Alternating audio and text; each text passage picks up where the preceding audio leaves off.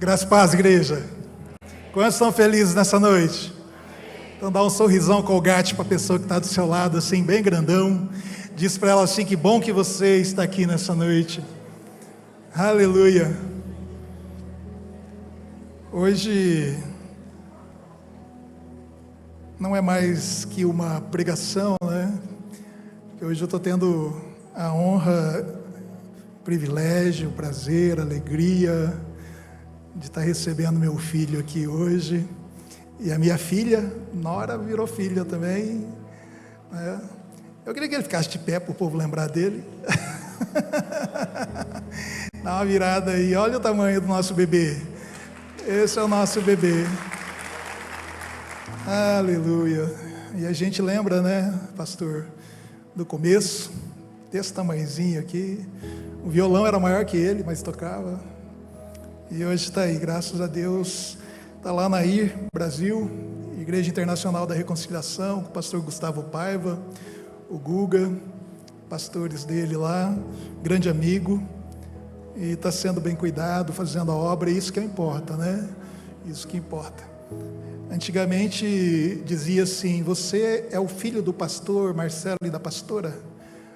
Aí ele respondia assim, hoje a gente vai lá na igreja dele e fala assim, vocês são o pai e a mãe do Marcos? Ah, Jesus, mas vamos lá, tem muita coisa para falar hoje. Deus já começou a falar desde a abertura desse culto, nas orações iniciais, no louvor, falou bastante no louvor.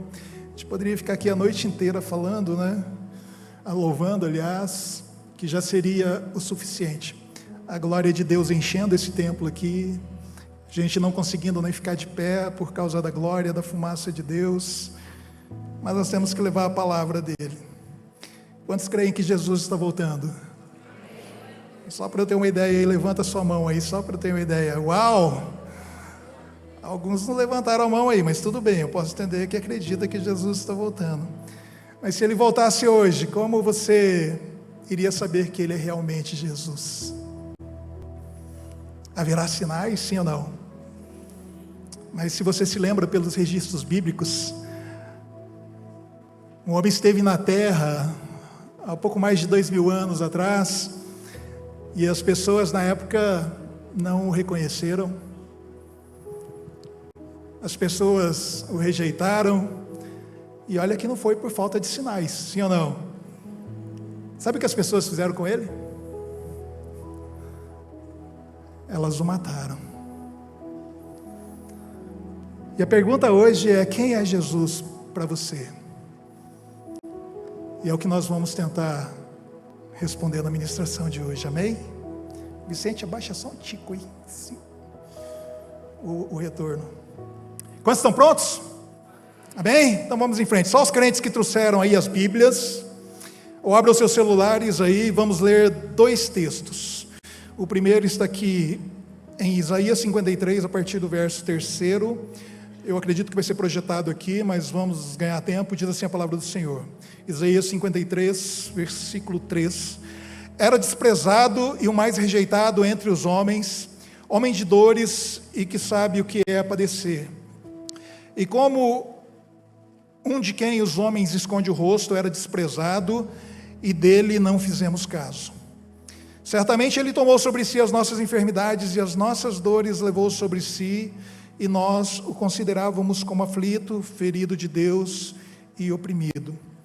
Mas ele foi traspassado por causa das nossas transgressões, esmagado por causa das nossas iniquidades. O castigo que nos traz a paz estava sobre ele, e pelas suas feridas nós fomos sarados. Todos nós andávamos desgarrados como ovelhas, cada um se desviava pelo seu próprio caminho, mas o Senhor fez cair sobre ele a iniquidade de todos nós. O verso 7 diz, ele foi oprimido e humilhado, mas não abriu a boca. Como cordeiro foi levado ao matadouro, e como ovelha muda diante dos seus tosqueadores, ele não abriu a boca. Vamos ler mais um aqui, versículo 11. Diz assim, ele verá o fruto do trabalho da sua alma e ficará satisfeito. O meu servo, o justo, com o seu conhecimento justificará muitos, porque as iniquidades deles levará sobre si. Amém? Até aqui. Agora vamos nos teletransportar mentalmente lá para o Novo Testamento, para o Evangelho de Lucas.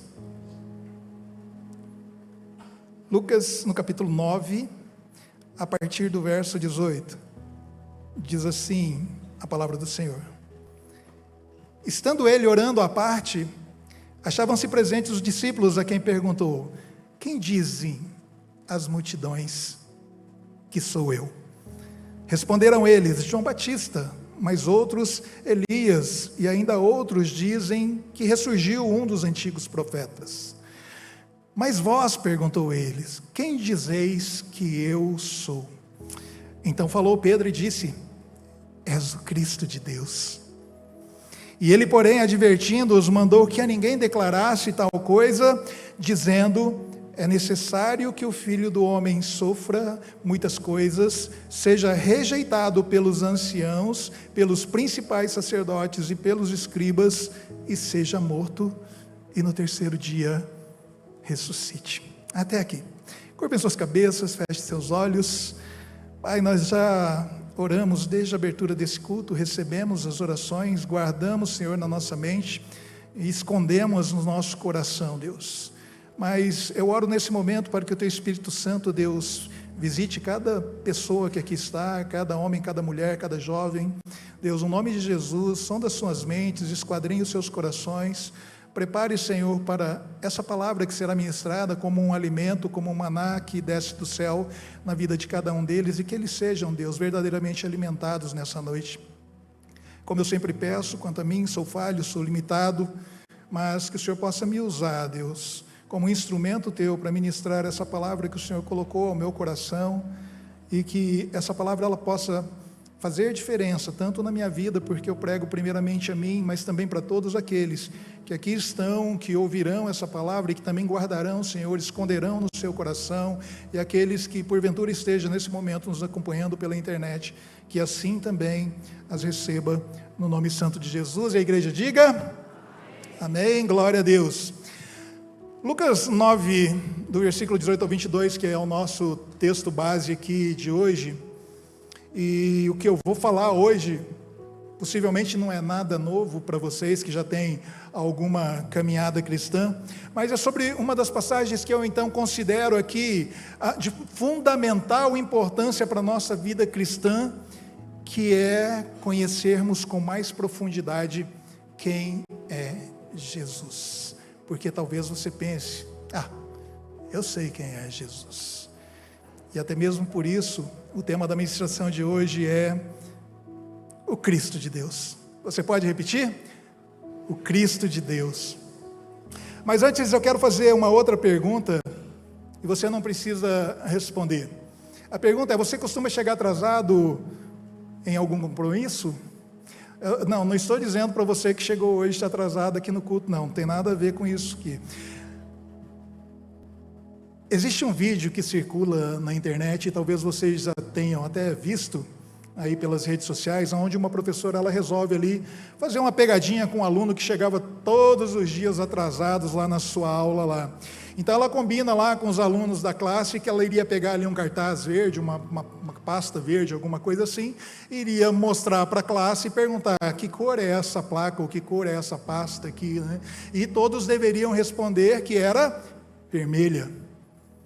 E aí, pouco tempo depois, o aluno atrasado ele chega, então, senta no seu lugar, atrasado como sempre, e a professora resolve fazer a sua experiência. Ela então, falando ali de alguma coisa, de algum assunto, e eu vou fazer aqui um experimento, então ela pega aquela pasta ou aquela placa verde e pergunta para a classe, né? Classe, que cor é essa placa que vocês estão vendo aqui? E todos respondem: vermelho, professora. E o rapaz fica meio assustado, surpreso, né? E ela começa a perguntar: fulano, que cor você vê aqui? Vermelho. E você, que cor você? Vermelho. E todo mundo respondendo vermelho. E ela deixa propositadamente aquele aluno ali, que sempre se atrasava por último, e pergunta para ele: fulano, que cor é essa placa que você está vendo aqui? E ele responde meio que hesitante: o quê? Vermelho. Eu não me lembro o final desse vídeo aí, eu não me lembro se havia ali uma história moral, mas o que eu quero dizer com essa ilustração é que existe algo relacionado em como a multidão pensa, ela influencia o pensamento individual ali da pessoa. É o comportamento social que ele é conhecido ali como mentalidade de rebanho. Talvez você já tenha ouvido essa frase, né? Ou seja, a tendência ali que uma pessoa, ela eventualmente tem, se conformando ali com as opiniões ou as ações de um grupo maior, né? Mesmo que isso signifique seguir uma direção que ela mesma não seguiria, ou tomar ali uma ação ou uma atitude que ela não tomaria, ou até mesmo acreditar em alguma coisa que ela não acreditaria. E é isso que Paulo está nos alertando então, lá em Romanos 12:2, quando ele diz assim: não vos conformeis com esse século, né? Ou seja, não imitem o comportamento e os costumes deste mundo aqui, não sigam os pensamentos da multidão, não seja a Florisbela vai com as outras, é isso, né, a frase, né? Não, aqui nós temos um monte de Maria aqui, nenhuma Maria vai com as outras, não. É a Florisbela vai com as outras. Tem alguma Florisbela aqui ou não? Espero que não, né? Senão muda o nome da moça aqui. Mas vamos lá. Mas Paulo aqui, ele então, nos desafia a não nos conformarmos com esse mundo aqui, mas transformarmos pela renovação da nossa mente, para que nós possamos discernir a vontade de Deus e viver segundo os propósitos dele, segundo os seus preceitos, para que nós possamos experimentar o quê? A boa, agradável e perfeita vontade de Deus. Então hoje nós estamos aqui olhando para o Evangelho de Lucas, um dos 4 escritores aqui da biografia de Jesus, sabe, não há como fugir da identidade de Jesus aqui no Evangelho de Lucas, porque ela é repetida aqui inúmeras vezes, desde o capítulo 1, quando o anjo então ele visita ali Maria, até o capítulo 9 que nós estamos tratando agora, e na passagem aqui que nós lemos, nós estamos num ponto aqui culminante da caminhada de Jesus, que certamente seria uma grande virada na vida ali dos seus discípulos, e também, se pensarmos, será uma grande virada nas nossas vidas também. E nesse ponto da história aqui de Lucas 9, já decorreu aí 1 ano e meio, quase 2 anos de ministério terreno de Jesus, e nos próximos meses, Jesus irá então uma última vez para Jerusalém, conforme está registrado lá a partir de Lucas do capítulo 18, do verso 30 em diante, se eu não me engano, mas isso é outra história.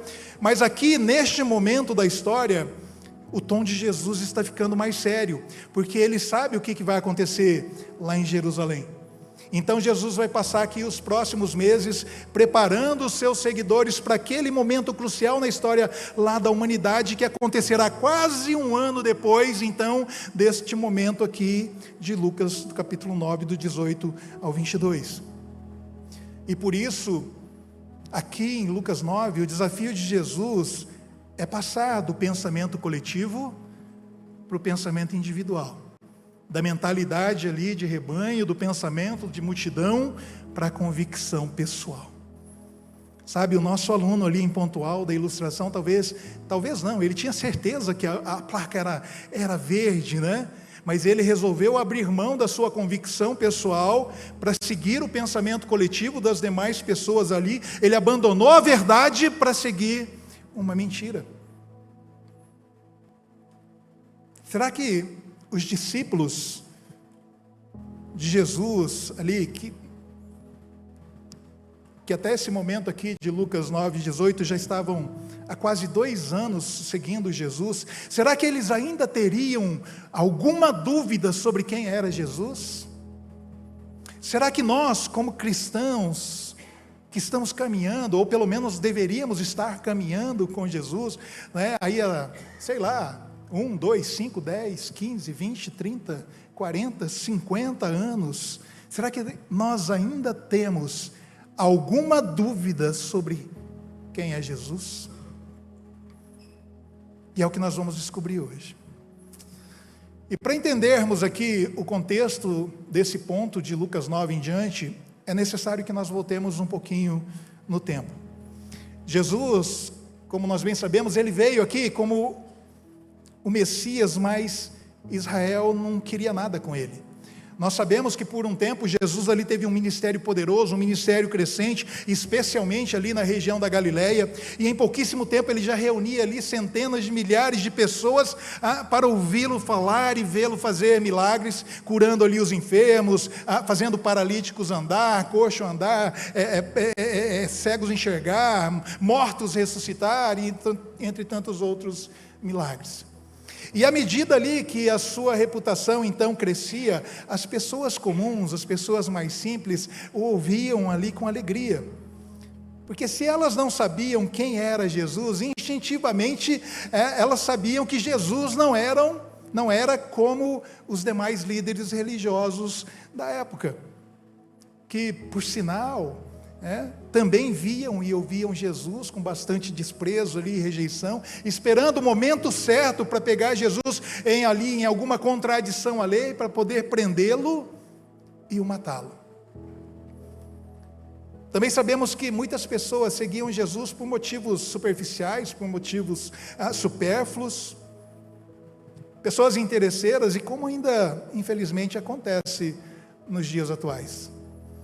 Mas lá no início do primeiro século, eles pensavam que Jesus se autoproclamaria rei lá e lideraria ali uma revolta ali contra o poder romano. Muitos estavam atrás também de Jesus por causa dos seus milagres, por causa talvez de alimentos. Outros admiravam a sua coragem, outros foram atraídos pela riqueza dos seus ensinamentos, das suas histórias que ele contava. Mas as multidões se retiraram dele quando foram confrontadas com o chamado para se tornarem seus seguidores, seus discípulos.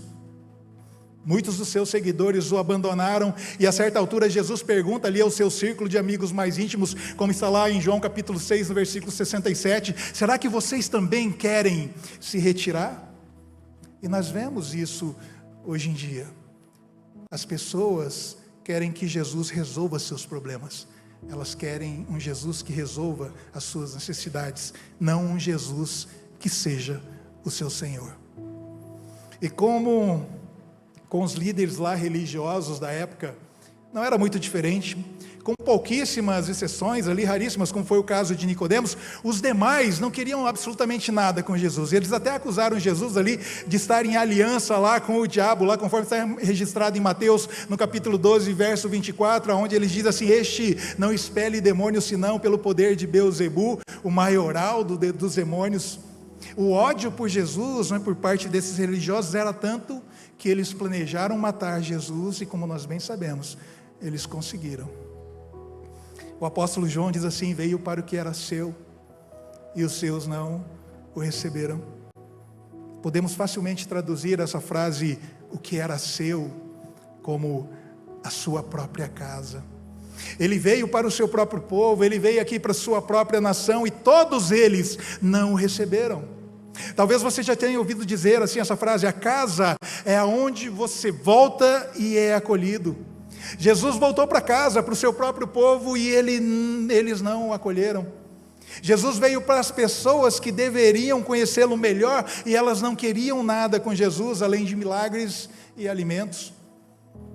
Como eu falei na devocional de sexta-feira de manhã aqui sobre a nova aliança, eles sabiam que Jesus estava vindo, pois Deus havia dito repetidamente e por várias vezes e de muitas maneiras que Jesus estaria vindo. E até mesmo alguns magos pagãos da Pérsia sabiam que Jesus estava vindo. E eles encontraram Jesus quando eles viram a estrela brilhante sobre Belém e trouxeram com eles ouro, incenso e mirra. Moisés, Davi, Isaías, Jeremias, Daniel, Miqueias, Zacarias, até mesmo Malaquias disseram: ele está vindo. Cada livro, cada página do Antigo Testamento aqui testifica dessa grande verdade: ele está vindo. Esse é o tema do Antigo Testamento, de que Deus um dia enviaria então o Messias para a terra para libertar o seu povo Israel. Mas quando Jesus finalmente chegou, eles não acreditaram. E o pior, eles decidiram matá-lo. E fizeram isso. Pensa na longa história de Israel. Vez após vez eles se rebelaram contra a lei de Deus. Vez após vez eles mataram os profetas que transmitiram a mensagem de Deus. Seria de se surpreender que eles não crucificariam o Filho de Deus? Sabe, Jesus veio para o seu próprio povo, para a sua própria casa. Ele não desembarcou na Baía de Todos os Santos como Cabral. Ele não foi o primeiro a pisar na América como Colombo. Ele não foi o primeiro homem a pisar na Lua como foi Armstrong. Muito embora tenha sido ele o criador da Bahia, o criador da América, o criador da Lua, o criador de todo o universo. Mas definitivamente não, Jesus não veio para esses lugares. Jesus poderia ter ido para qualquer lugar. Mas ele foi para o único lugar aonde ele poderia ser bem-vindo, que era a sua casa, para a sua cidade natal e para a sua própria família. Ele veio para os que eram seus e eles não o quiseram lá. Sabe, muito embora diga-se por aí que Deus é brasileiro, Jesus não nasceu por aqui. Quando Deus decidiu entrar então no mundo, ele veio de uma maneira mais improvável. Ele não veio como um conquistador, ele não veio como um grande líder mundial, mas ele veio como um bebezinho, indefeso, nascido em um estábulo para animais, na pequena aldeia lá de Belém, nas proximidades de Jerusalém, que indiretamente tornou-se a sua cidade natal. Afinal, Maria engravidou ali na Galileia e teve Jesus lá na Judeia por causa ali do censo ali decretado por César Augusto. E ela grávida viajou até Belém. E 3 décadas então depois do nascimento de Jesus, no início do seu ministério, após ele ter sido batizado por João Batista lá no Jordão, ser tentado no deserto por 40 dias e 40 noites, Jesus então ele retorna de Nazaré, e ele está pregando na sinagoga, e as pessoas então ali num misto de admiração e perplexidade se perguntam: não é este o filho do carpinteiro? Conforme está registrado lá em Mateus 15, se eu não me engano. Sabe, para mim essas palavras aqui, elas não soam como um elogio. Eram pessoas da sua cidade natal, Nazaré, eles viram Jesus ali crescer, eles também conheciam Maria, também conhecia lá os seus irmãos Tiago, José, Simão e Judas. Mateus 13, 57, na versão Almeida Revista Atualizada, vai dizer assim: e escandalizavam-se nele. A mesma passagem na Nova Versão Transformadora vai dizer: e sentiam-se muito ofendidos. Em suas mentes, eles sabiam quem era Jesus, com base lá na infância de Jesus, no seu crescimento, na sua adolescência, na sua mocidade, na sua juventude, e parte também da sua vida adulta. E eles se sentiram então insultados ali com a ideia de que alguém como Jesus, um filho de carpinteiro, pudesse ser então tão importante. Ou seja, os nazarenos pensaram que o menino da cidade natal ali estava afirmando ser o cumprimento de uma das profecias de Isaías sobre o Messias, e realmente Jesus o era, mas aquele povo ainda não sabia disso. E Jesus, percebendo então a reação daquelas pessoas, ele mesmo diz lá em Lucas no capítulo 4, no verso 24, dizendo assim: de fato vos afirmo que nenhum profeta é bem recebido na sua própria terra. Em certo sentido, nós nem poderíamos culpar aquele povo lá de Nazaré, uma pequena vila lá nos dias de Jesus, hoje é uma cidade grande, mas por reagir como eles reagiram. É difícil para qualquer pessoa criada ali em uma cidade pequena escapar de alguns rótulos. Eu, por exemplo, eu venho de uma cidade pequena lá, eu ia falar muito pequena, mas não é muito pequena, mas é pequena, a maioria está falando é pequena. É pequena. Se ela falou que é pequena, é pequena. Mas eu venho de uma cidade muito pequena, lá no interior do Mato Grosso do Sul.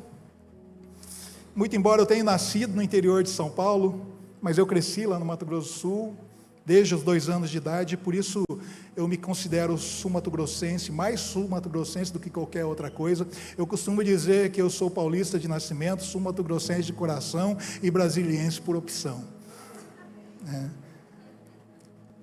E eu sei o que é sair de uma cidade pequena, muito pequena, e vir para a cidade grande, se estabelecer, crescer profissionalmente, prosperar. E ao voltar para a terra natal, ouvir lá das pessoas que me conheceram lá na minha infância, na minha adolescência, na minha juventude, que ainda estão por lá, vivendo aquela mesma vidinha, eu vou dizer medíocre no sentido de mediana, né? Não no sentido pejorativo, mas ouvir eles dizerem: este não é o filho do Massato, o torneiro mecânico? Porque meu pai foi torneiro mecânico a vida inteira. Ouvi dizer assim: agora você está na capital do Brasil, no meio dos poderosos. Ouvir coisas como: você encontra o presidente da República todos os dias?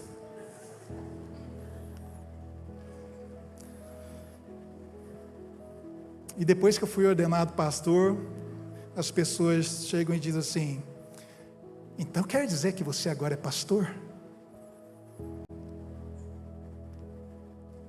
Sabe, eu não sei se são palavras de elogios ou se é um misto ali de inveja e de rejeição, mas eu não entro na discussão.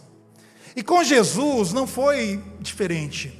Jesus era o Messias incompreendido.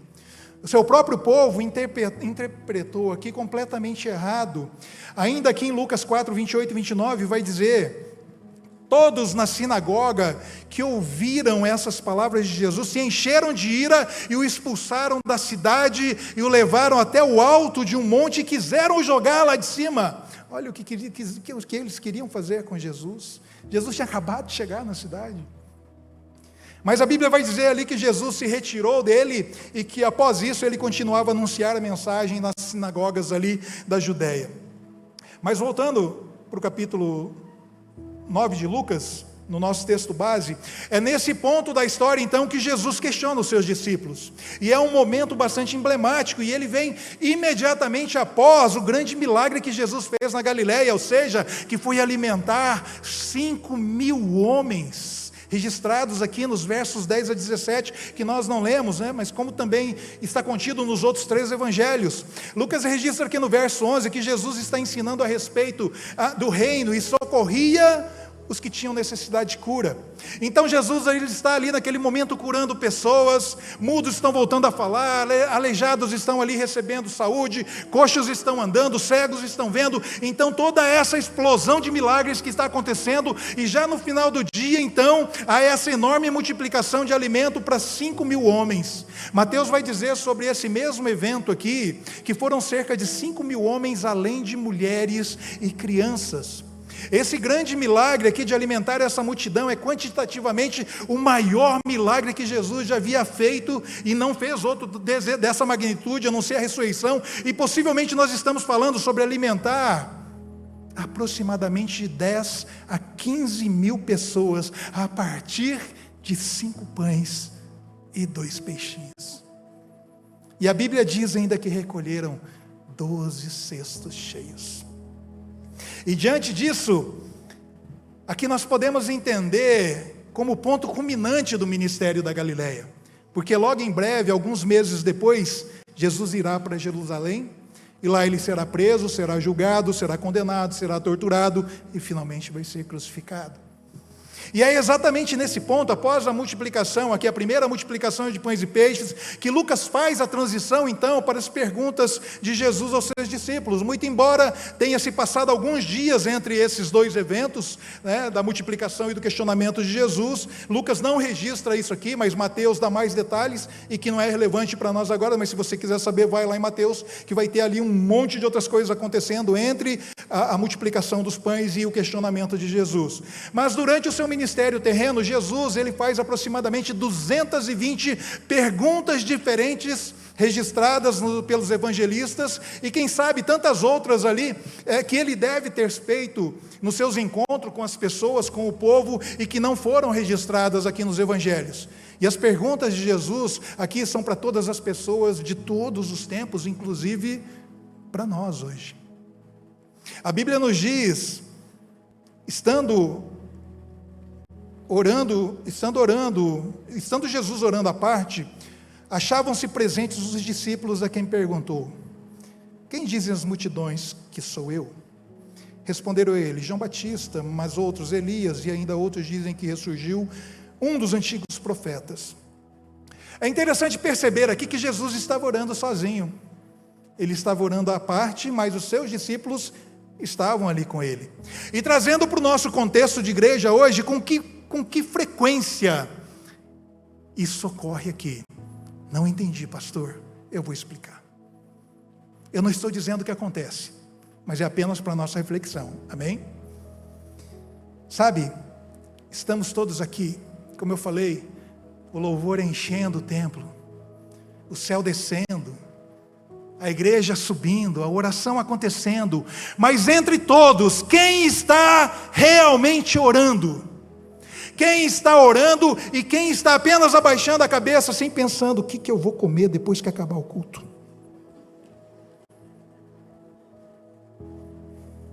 Quem está orando, ou apenas está abaixando a cabeça ali, olhando discretamente o celular para ver o placar do jogo do Vasco que está jogando agora, que eu sei. Por isso que a igreja está vazia, não sei se vocês perceberam. E isso porque o Flamengo jogou às 4 horas, porque se estivesse jogando agora, estava mais vazia ainda.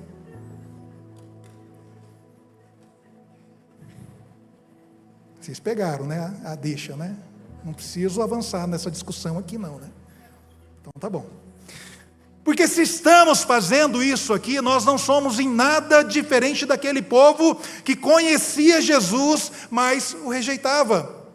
Sabe, mesmo assim, Jesus ele não repreende os seus discípulos por não se juntarem a ele ali em oração. Eu chego até a pensar que Jesus estava provavelmente orando para que os seus seguidores ali, para que os seus discípulos fossem capazes de entender e lidar com as perguntas que ele logo faria em seguida. Então Jesus se dirige a eles ali, são apenas 12 homens, acredito que ainda jovens, a maioria pescadores, um deles ali cobrador de impostos, e ele pergunta, então, o que todas essas pessoas dizem sobre mim quando eu não estou por perto?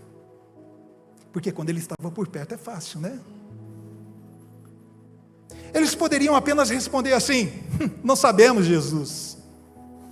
Eles poderiam também assim, né? Mas existia ali a tal mentalidade de rebanho entre o povo. Então um dos discípulos mais que rapidamente responde ali, todo mundo pensa que você seja João Batista, aí um outro discípulo ali entra à frente e diz assim, ou Elias, um terceiro acrescenta lá e fala assim, ou até mesmo Jeremias, e um quarto discípulo aparece ali e fala assim, ou até mesmo um dos grandes profetas que voltaram dos mortos, ou do céu, ou alguma coisa nesse sentido.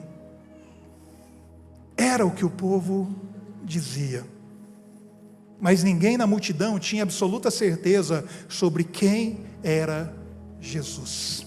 Aquelas pessoas até sabiam que havia algo especial ali em Jesus, mas elas ainda pensavam que Jesus era apenas humano, apenas um homem, por acharem que ele era um profeta ali, um dos profetas do passado, que tinha voltado ali dos mortos. E ao ouvir sobre o que as pessoas então diziam sobre ele, Jesus nem se surpreende, Jesus nem os corrige, mas ele então faz a segunda e mais importante pergunta, muito mais significativa aqui, até do que, por exemplo, quem tocou minhas vestes, que queres que eu te faça, queres ser curado? Não, ele faz uma pergunta muito mais significativa, sabe, isso me lembra os vestibulares de concurso público. Quem já fez concurso público e vestibular aqui, levanta a mão. Bastante gente, né? Passaram pelo menos?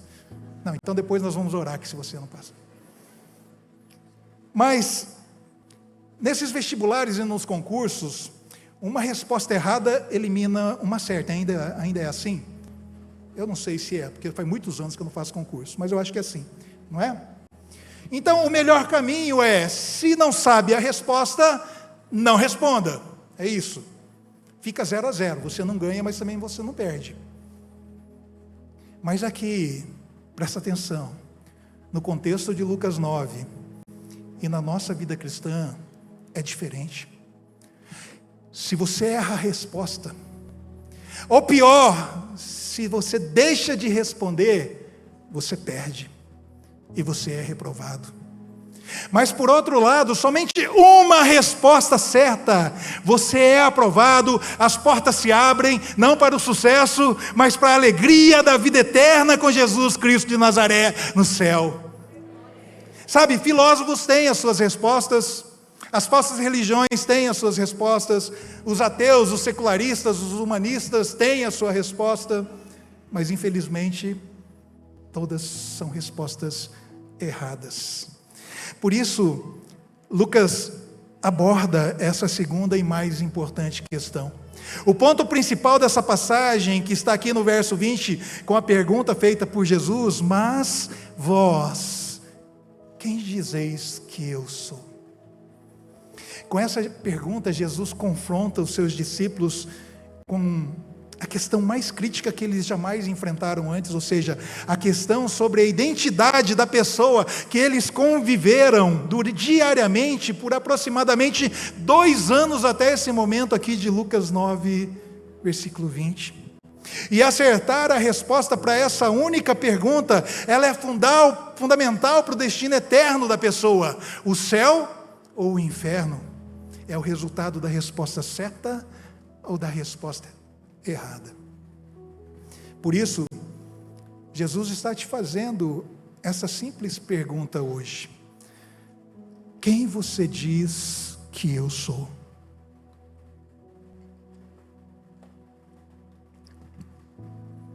Sabe, não importa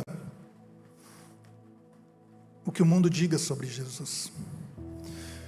Muitos vão dizer que Jesus era um homem bom e moral, que ensinou muitas coisas boas ao mundo. Algumas religiões vão dizer que Jesus era um profeta de Deus. Alguns são mais ousados ali o suficiente ao dizer que Jesus não era uma pessoa real que viveu nessa terra. Muito embora haja muitas evidências históricas, inclusive fora das Escrituras, fora da Bíblia, provando e comprovando que havia uma pessoa chamada Jesus, que viveu na Palestina no início lá do 1º século, fazendo sinais e maravilhas e ensinando pessoas. O mundo tem todos os tipos de pensamentos sobre quem é Jesus. Mas o que importa hoje é a sua resposta para Ele. Você tem certeza que você sabe quem é Jesus? Porque essa não é apenas ali uma questão que afeta a sua crença, não é apenas um problema que afeta o seu estilo de vida, isso afeta o seu destino, o lugar da sua eternidade. Sabe, não há como confundir aqui no Evangelho de Lucas ou em qualquer outro evangelho acerca da identidade de Jesus, a menos que você se recuse a acreditar no que a Bíblia Sagrada diz sobre Ele. Jesus faz uma pergunta simples, embora a pergunta ela seja para todos, a resposta deve ser individual. E como sabemos, o porta-voz do grupo é Pedro. E ele responde a pergunta de Jesus ali em nome de todos os outros. Poderia ser apenas a opinião de Pedro, mas também individualmente a convicção ali de 12 homens que estavam com Jesus há quase 2 anos e viveram experiências incríveis e sobrenaturais ao lado dele. De fato, diferentemente aqui da multidão, não há dúvida entre eles. Os discípulos sabem quem Jesus é. Eles já afirmaram que Ele é o Senhor, eles já o chamaram de mestre, eles já afirmaram que Ele é aquele que cura, aquele que liberta, aquele que opera milagres. Eles já afirmaram que Jesus era Jesus quem tinha as palavras de vida eterna e não havia lugar para eles irem e mais ninguém a quem eles recorrerem. Mas ainda assim Jesus faz essa pergunta,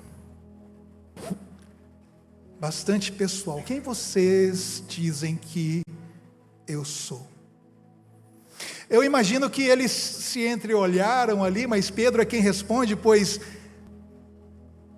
nele não havia dúvida: és o Cristo. Mateus usa palavras semelhantes aqui na frase de Pedro, dizendo assim: tu és o Cristo, o Filho do Deus vivo. Põe a mão no seu coração assim e repita após mim: eu sei quem tu és, Jesus. Tu és o Cristo de Deus, o Filho do Deus vivo.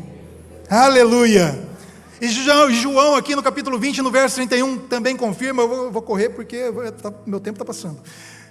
Dizendo assim, João 20, versículo 31, estes, porém, foram registrados para que creais que Jesus é o Cristo, o Filho de Deus, e para que crendo tenhais vida em seu nome. Jesus é o Cristo, é o Filho de Deus. Se você crê, se você crê, se você crê, se você crê, se você crê, se vocês creem, vocês terão a vida eterna no seu nome. Você tem a vida eterna por quem Ele é. Você tem a vida eterna por acreditar nele. Sabe, aqui não há nada ambíguo, não há nada obscuro, não tem nenhum duplo sentido, isso não requer aqui resolver nenhuma equação matemática completa, não. É uma informação clara e precisa, revelada aqui nas páginas das Escrituras, nos 4 evangelhos, e não há a menor dúvida que Jesus é o Cristo de Deus, o Filho do Deus vivo. A afirmação bastante singular, mas que demonstra aqui uma completa convicção: tu és o Messias de Deus. Isso é o que a palavra Cristo significa: Messias, ungido, do hebraico Mashiach. Talvez você já tenha ouvido a frase hebraica Yeshua HaMashiach, que significa Jesus o Messias, ou Jesus ungido.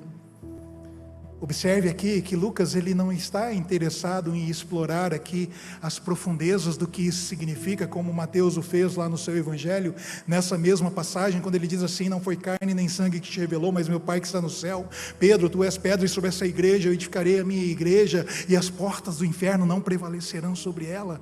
Em vez disso, Lucas aqui vai aprofundar o entendimento que as pessoas têm sobre Jesus. Observe o que Jesus faz a seguir. Lucas capítulo 9, versículo 21. Ele, porém, advertindo-os, mandou que a ninguém declarasse tal coisa, dizendo: é necessário que o Filho do Homem sofra muitas coisas, seja rejeitado pelos anciãos, pelos principais sacerdotes, pelos escribas, seja morto, e no terceiro dia ressuscite. Esta é a primeira vez, então, que Lucas registra diretamente aqui o sofrimento vindouro de Jesus, profetizado aproximadamente 700 anos antes pelo profeta Isaías. No texto que nós lemos lá no início da preleção, quando ele diz lá em Isaías 53, no verso 3, era desprezado e era o mais rejeitado entre os homens.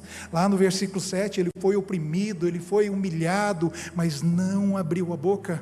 Como cordeiro foi levado ao matador, e como ovelha muda perante os seus tosqueadores, ele não abriu a boca.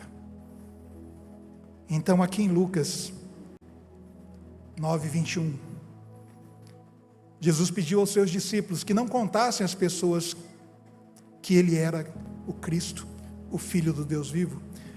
Porque Jesus quer que os seus discípulos saibam que a sua realeza ou o seu messianismo não serão como as pessoas pensam ou que elas esperam que Jesus seja ou que Jesus faça. Jesus não iria derrubar Roma ali da maneira como o povo pensava que ele iria. Jesus não iria restabelecer a nação de Israel e governar a aldeia de Sião como as pessoas pensavam que ele iria. Ele não iria estabelecer o seu trono na terra e esmagar ali todos os seus inimigos. Jesus não iria presidir ali do templo, fazendo sacrifícios diários como o novo grande sumo sacerdote da nova e superior aliança, como eu ministrei aqui na devocional da manhã da sexta-feira passada. Não. Na verdade, por mais decepcionante que tudo possa parecer, é ainda pior. Quando você acha que nada mais pode piorar, a barata voa. Veja o que Jesus diz no verso 22. É necessário que o Filho do Homem sofra muitas coisas, seja rejeitado pelos anciãos, pelos principais sacerdotes e pelos escribas, e seja o quê? Morto. Jesus quer deixar esse ponto aqui bem claro. Ele vai sofrer, ele vai ser rejeitado pelos líderes, e ele será morto. Jesus sabia que isso aconteceria. A rejeição de Jesus e do seu reino não foi uma surpresa ali para ele. Jesus não tentou estabelecer aqui o seu reino apenas para encontrar a rejeição, não. Jesus já sabia como as coisas aconteceriam e também já havia sido profetizado centenas de anos antes, principalmente por Isaías. Jesus aqui, ele não vai trilhar o caminho da popularidade, da glória e da vida, mas da rejeição, da humilhação e da morte. O caminho de Jesus para a glória como Rei e Messias deve passar obrigatoriamente pela cruz. E Jesus está nos ensinando hoje que aqueles que sabem quem Ele é e o seguem, devem trilhar o mesmo caminho, que é o caminho da cruz.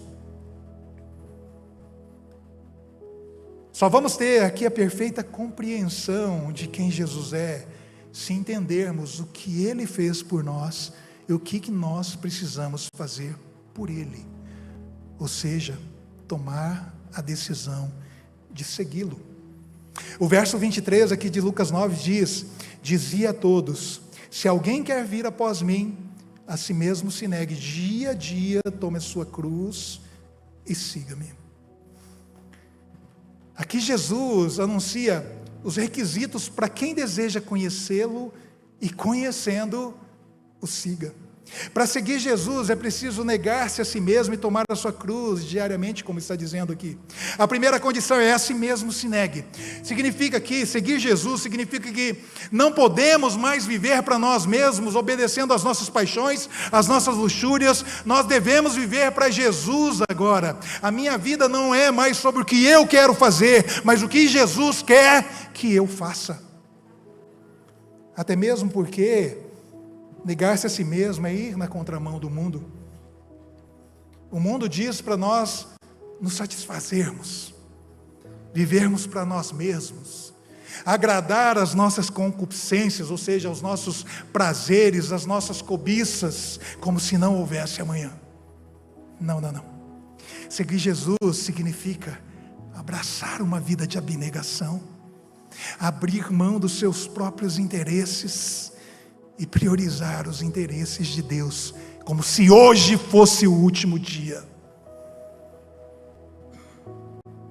Porque não há nada na vida cristã que não exija a abnegação da nossa parte.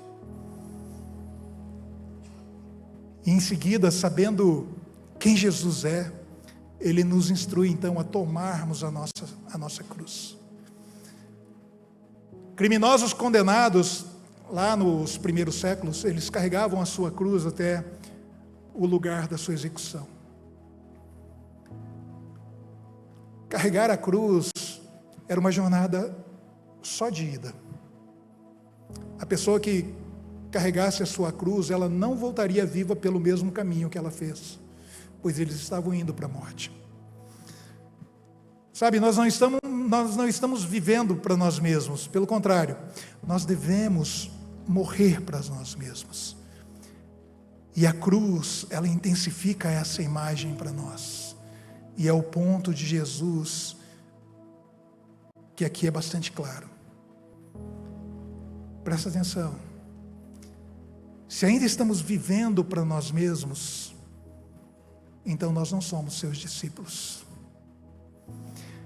Se ainda estamos perdidos em nossos pecados e delitos, não somos cristãos verdadeiros, por mais que pensemos ser. O discipulado, ele é difícil, ele envolve sacrifício, ele envolve renúncias da nossa parte. Porque é o fim de uma vida independente para viver na total, completa e irrestrita vontade de Deus.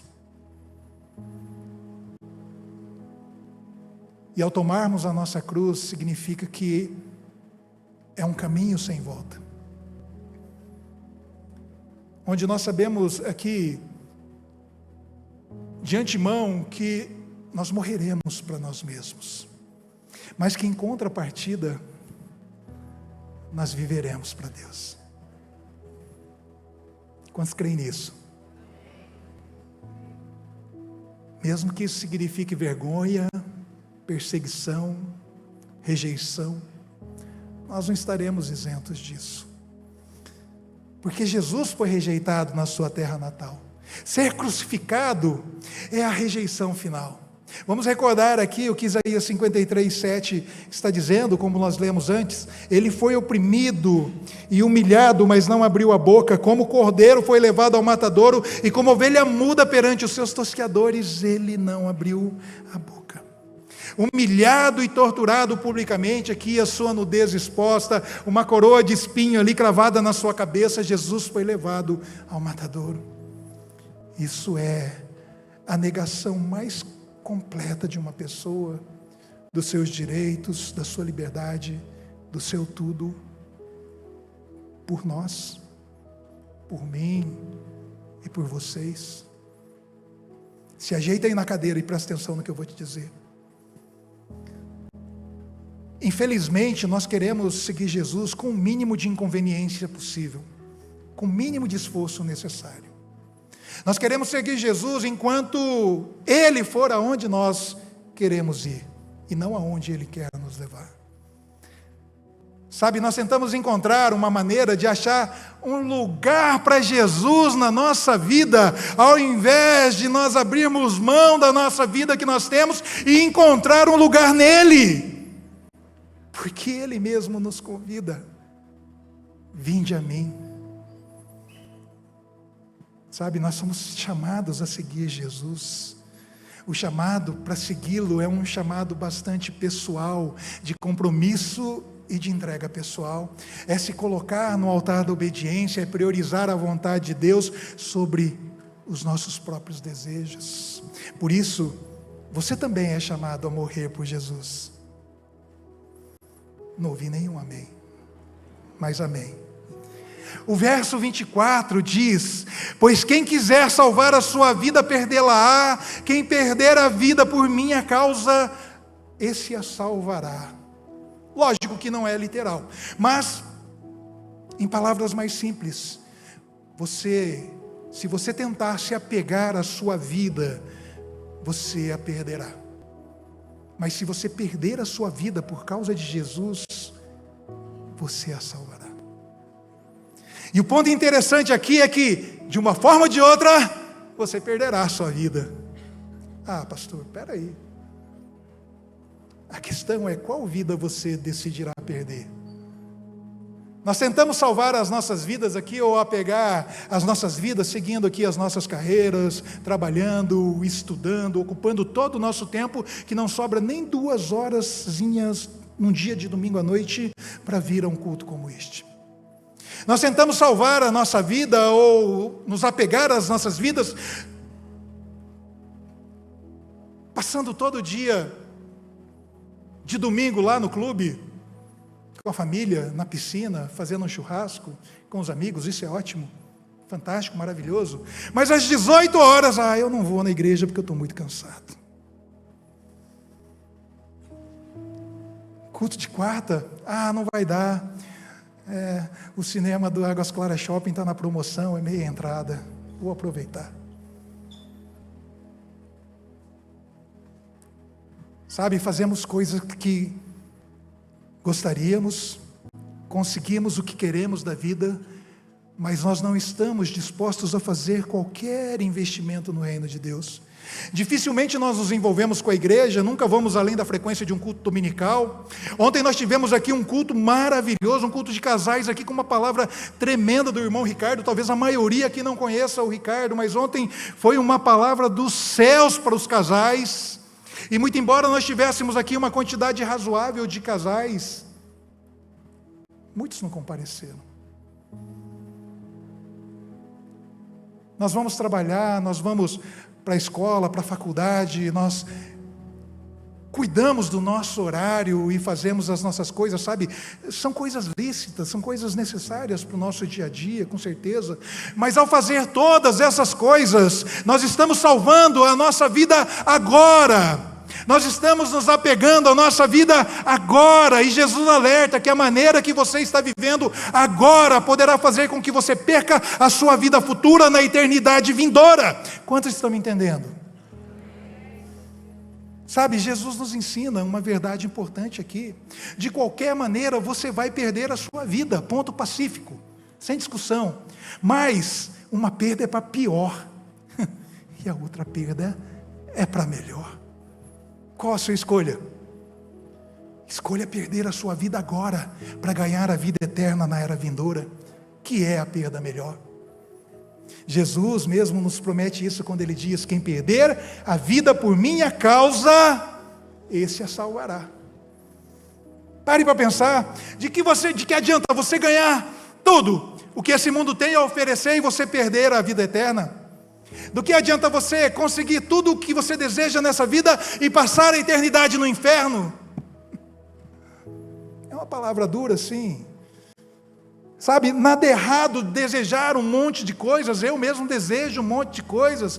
Sabe, nada de errado desejar uma profissão rentável, nada de errado se formar numa faculdade, numa universidade, nada de errado com os bens materiais, nada de errado com conforto, nada de errado de viagens aí para, sei lá, para o exterior, para Disney, entre outras coisas. Não vai na Disney não, pelo amor de Deus, mas essas coisas não podem se tornar maiores do que Jesus na sua vida. E Jesus ainda vai mais fundo aqui em suas palavras. Lucas 9:26 diz: porque qualquer um que de mim e das minhas palavras se envergonhar, presta atenção, crente, dele se envergonhará o Filho do Homem quando vier na sua glória e na do Pai e dos santos anjos. Sabe, de repente o que nós estamos fazendo sem perceber, como diria o Chaves, foi sem querer querendo, é ter vergonha de Jesus, é ter vergonha das suas palavras, ou temos vergonha do que os outros pensam sobre nós sermos crentes. Eu não digo nem cristão, porque tem muita gente aí que se diz cristão e nunca foram, mas como Jesus disse a Tomé: homem, seja crente. E talvez, apenas talvez, nós temos tanta vergonha de Jesus ou da nossa posição em Cristo que nós não lemos mais a Bíblia Sagrada num lugar público por causa do que os outros vão pensar de nós. Talvez nós temos tanta vergonha do Evangelho que temos um culto com 40 pessoas dentro da igreja e ao irmos para a rua para orar, só temos 10, 15. Os outros 25 ou 30 foram arrebatados, porque não estavam junto com a gente. Talvez nós temos tanta vergonha que nós não deixamos bilhetes nas mesas dos nossos colegas de trabalho, ali do escritório, com um versículo bíblico, ou convidando eles para conhecer Jesus, ou mesmo ainda a vir num culto como este no domingo.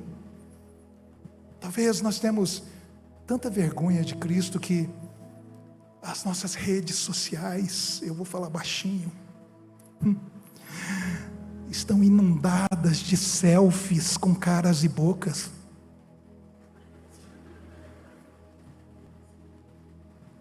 De lugares bonitos, onde nós fomos, de roupas bonitas que nós vestimos. Mas não há uma postagem sequer de um versículo, não há uma postagem sequer sobre Jesus Cristo de Nazaré. Sabe, talvez nós tenhamos tanta vergonha que sequer mencionamos as pessoas, que a razão da nossa felicidade, da nossa alegria de viver, vem de conhecer a Jesus Cristo e seguir os seus mandamentos. Por isso que Jesus diz aqui: quem se envergonhar dele, então quando ele vier em glória, se envergonhará de nós. Sabe, nós precisamos voltar a olhar para a cruz de Cristo e sermos crentes de verdade. E é preciso que cada um de nós tome então a sua cruz e siga Jesus, porque nós sabemos quem Ele é e o que Ele fez por nós. Isaías vai nos dizer lá no capítulo 55, no verso 11 que nós lemos: ele verá o fruto do trabalho da sua alma e ficará satisfeito. O meu servo, o justo, com o seu conhecimento justificará a muitos, porque as iniquidades deles quem? As nossas, levará sobre si.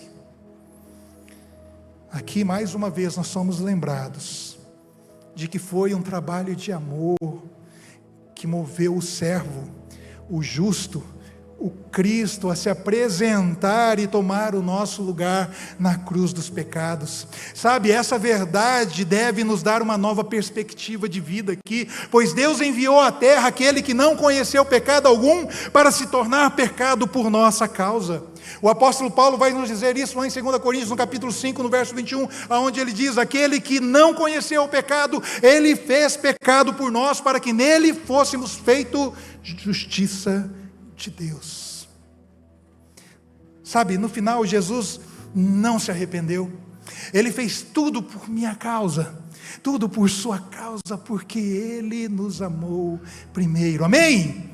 O apóstolo Paulo também registrou algo nesse sentido de pegar a sua cruz e seguir Jesus. Em Gálatas 2,19, no versículo 20, vai dizer, ele diz que qualquer um que der a vida por Jesus, terá a vida de Jesus nele. Ele disse assim: porque eu, mediante a própria lei, morri para a lei, a fim de viver para Deus. Eu estou crucificado com Cristo, logo já não sou eu quem vive, mas Cristo vive em mim. E esse viver que agora eu tenho na carne, vivo pela fé no Filho de Deus, que a si mesmo se entregou, e assim, que me amou, e a si mesmo se entregou por mim. Essa era a convicção de Paulo. Não é mais ele quem vive, mas Cristo vive nele. Então eu te faço outra pergunta: qual é a convicção do seu coração hoje? Agora, você está crucificado com Cristo? 6 améns, ok. Cristo vive em você? É disso que se trata então o verdadeiro discípulo de Jesus, aquele que sabe quem é Jesus e o que Ele fez na cruz do Calvário. Sabe, é uma vida que você vive diariamente, é uma nova vida que Jesus nos oferece para que uma nova vida comece, a nossa velha vida, ela tem que acabar. Se não estivermos aqui dispostos a morrer para quem somos agora, nós não seremos capazes de nos tornar o que Deus nos criou para ser. Jesus, Ele quer nos transformar completamente, mas não o fará contra a nossa vontade. Nós devemos ter aqui a plena convicção de quem Jesus é, o que Ele fez por nós e de que em algum momento Ele virá. Ele virá para nos buscar. Por isso nós devemos escolher dar passos diários para nós nos tornarmos aquilo que Deus nos criou para ser. E Jesus, Ele está conosco nesse processo, guiando a nossa jornada e nos oferecendo graça e força ao longo desses caminhos. Quantos creem nisso? Então, na esteira dessa palavra, presta atenção aqui. Sabe, Jesus não está nos dizendo como... Jesus está nos dizendo como ser salvo e o que acontece quando nós somos salvos.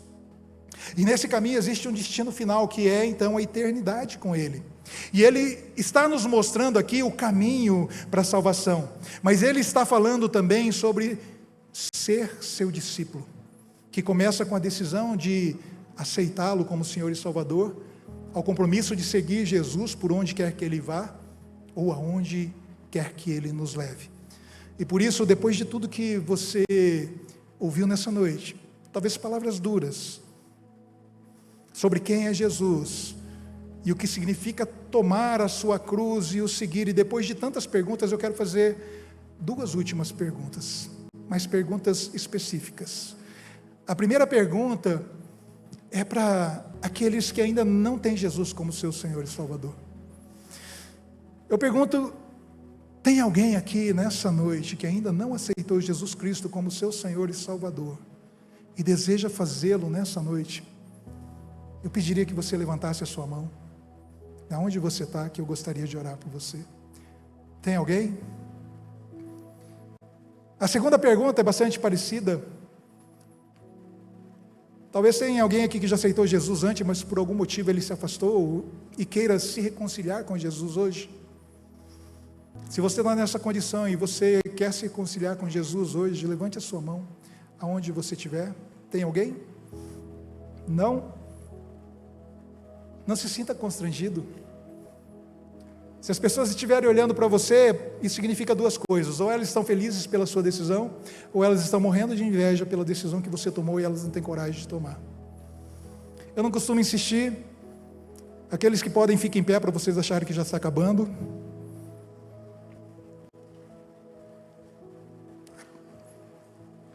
Já passando do meu horário.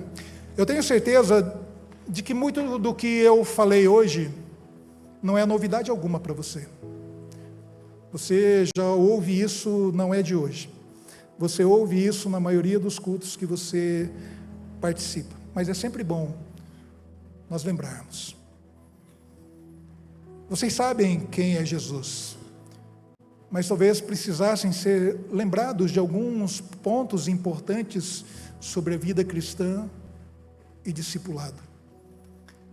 Saiba que é uma decisão que nós teremos que tomar, mas não é uma decisão única, é uma escolha diária. Todos os dias, nós somos chamados a tomar a nossa cruz, desistindo até mesmo das nossas esperanças, dos nossos sonhos, posses, confortos, para seguir Jesus. Meu pastor Calênio indo para a Etiópia. E sabe por que nós fazemos isso? Porque confiamos que tudo que Deus planejou para nós é maior do que qualquer coisa que o mundo possa nos dar, ou qualquer coisa que nós possamos imaginar por conta própria, ou até mesmo conquistar com o nosso próprio esforço, o nosso próprio suor. No passado, Deus e os profetas anunciavam: o Messias está vindo. O Messias está vindo. Deus, por muitos anos, profetas após profetas, o Messias está vindo. Ele veio. Eu ia dizer nós nos matamos, mas o povo o matou. Mas Lucas 9:22 diz, aqui na última parte, diz: e no terceiro dia ressuscitou. E Jesus ressuscitou e vive eternamente. E hoje a mensagem do Evangelho para nós é essa: Cristo está voltando, Cristo está voltando, Cristo está voltando. Levante a sua mão para o céu e declare essa verdade: Cristo está voltando, Cristo está voltando. Aleluia!